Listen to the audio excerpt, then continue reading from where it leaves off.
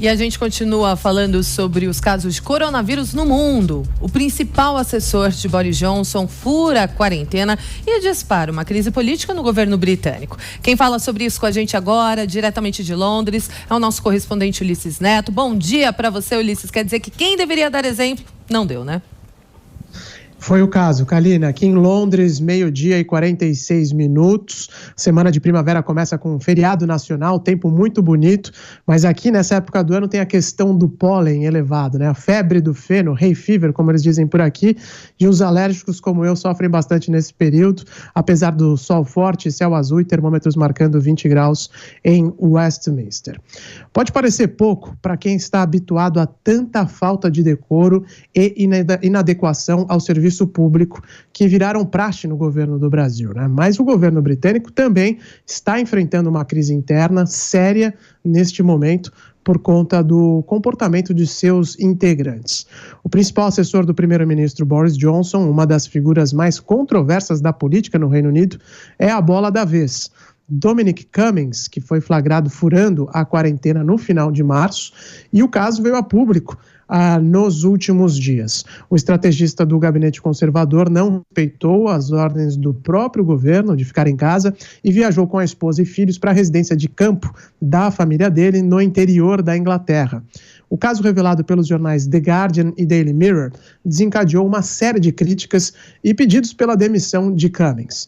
O assessor de Boris Johnson alegou que fez a coisa certa e insistiu que não irá se demitir do governo. A justificativa é que tanto Cummings quanto a esposa estavam contaminados com o coronavírus e foram para a casa dos pais dele para que os filhos do casal pudessem ficar com os avós. Não colou porque o governo sempre insistiu que os contaminados com o coronavírus não devem sair de casa de jeito nenhum, né, em nenhuma hipótese, a não ser para receber tratamento no hospital. Boris Johnson participou da coletiva diária de seu gabinete ontem, em pleno domingo, para defender o assessor, que também é o grande mentor da campanha a favor do Brexit. Mas as explicações viraram piada e o caso segue dominando os jornais hoje. A crítica mais evidente é que a controvérsia é uma distração em meio à pandemia e que Cummings deve ser demitido imediatamente, né? O fato é que não estamos falando de um simples assessor. Toda a estratégia eleitoral que levou Boris Johnson ao poder foi desenhada por Dominic Cummings. Ele, inclusive, é acusado de ser um dos responsáveis por defender a estratégia de imunidade de rebanho que o país tentou adotar no início da pandemia. Rapidamente viu que não estava dando certo e aí o gabinete conservador mudou a estratégia.